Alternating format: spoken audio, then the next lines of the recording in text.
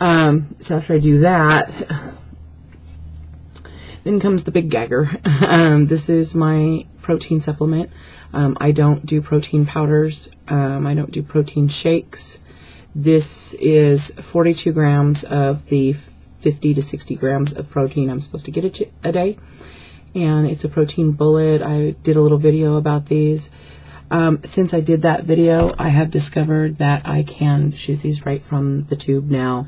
It takes away about 2 or 3 ounces of fluid by not mixing it with the water. It's sweet and it's kind of thick, and sometimes it takes me 2 times of getting it down, but it's tolerable and the aftertaste doesn't last so long. So once this is down, then I have these, and I'm sure you all know what Viactive is. They're little calcium shoes. This is just Albertson's brand, and so I do 2 of these, and I think these are the chocolate, and they're just this size. So I chew 2 of these. It tastes like a Tootsie Roll, and I save them for last because I convince my damn self that it's my reward.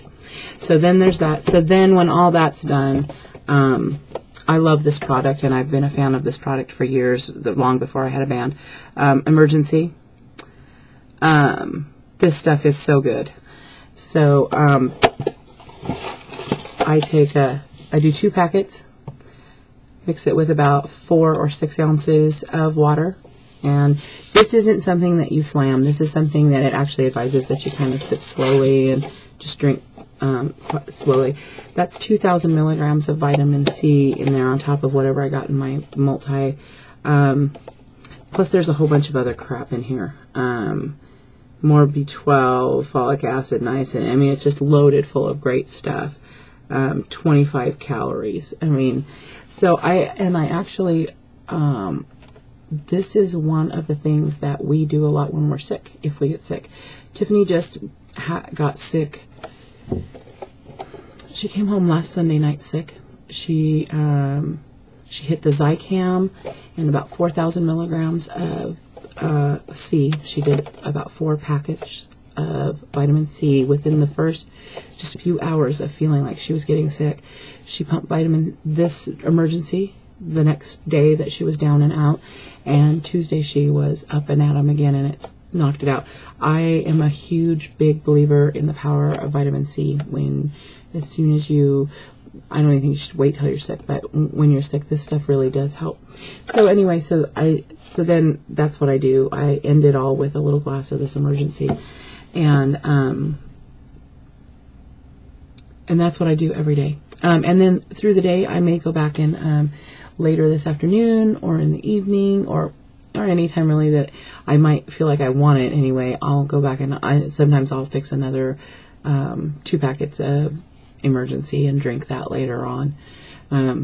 Sometimes I do that if I'm having trouble eating a lot of anything when I can't get the fresh veggies and fruit. So, and I think that I'm getting to a place where I'm noticing that I am feeling a little better for having, I think my levels are starting to even out, and I'm not so deficient in anything anymore that I'm feeling better for it. I have a doctor's appointment on January 8th to have my blood test redone to check my anemia. So hopefully between the liver and the B12 and just as time goes on and I get healthier and things, hopefully we'll be seeing that rectify itself. I'm really not interested in doing, I don't want to have to do transfusions for anemia. I don't want to have to go through all that. Oh, that's nice. So I am hoping that that's really going to bother me. It's not going to come down, is it? Oh, pretty. Do you see that? Do you see why I get all obsessive and weird? Anyway. Okay, I should just shut that part down. It shouldn't bother me. Anyway, yeah, so I'm hoping that the anemia will right itself. My thyroid issues turned around inside of 3 months. I think I followed up with my regular PCP 12 weeks post-op. And yeah, and we redid the tests, and I've had an anemia problem for a long time. And so that wasn't too surprising to see that it was still kind of continuing, but we're looking to see that it's getting gradually better, hopefully. The thyroid issue I've known about for a while and been reluctant and refused to kind of take the medicine for it, because I knew these last few years that I was headed to having this surgery, and I was making a lot of lifestyle changes, and I was working through a lot of my issues. I knew I was in this transitional phase of life, and I decided it wasn't life-threatening, and I decided that I wanted to see how many things could be worked out or resolved. How much have I really been being affected by simply the weight? And I kind of took that stance, and I don't advise anybody doing as I do. I advise you to be thinking able and decide what works for you.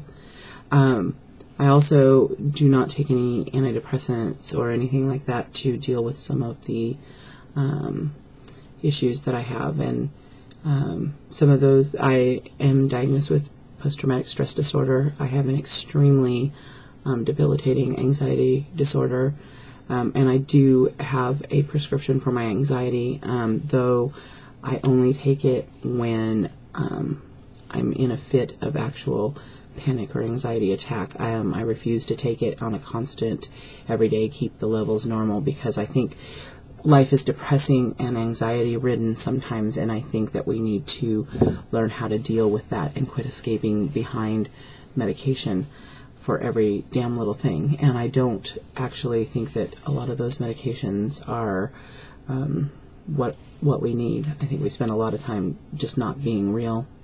But that's in my own personal experience and from my own personal experience. And I don't fault anybody for finding their way. I don't actually have any problem with somebody taking their medication. If that's what helps them, then more power to them.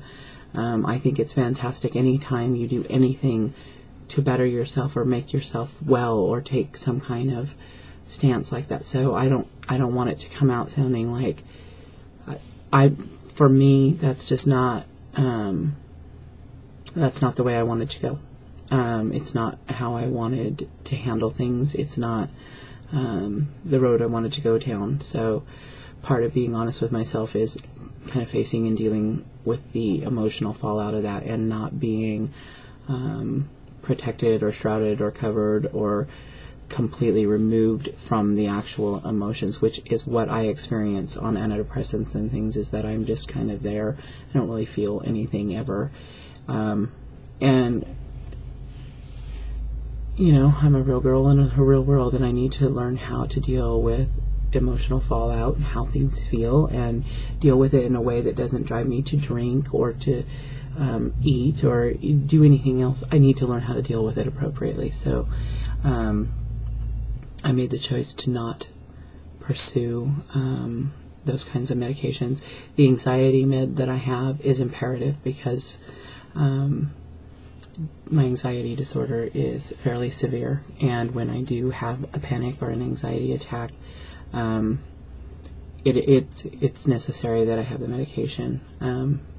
When I'm at that point that I need meds, I'm not at a point where I can bring myself out of it yet.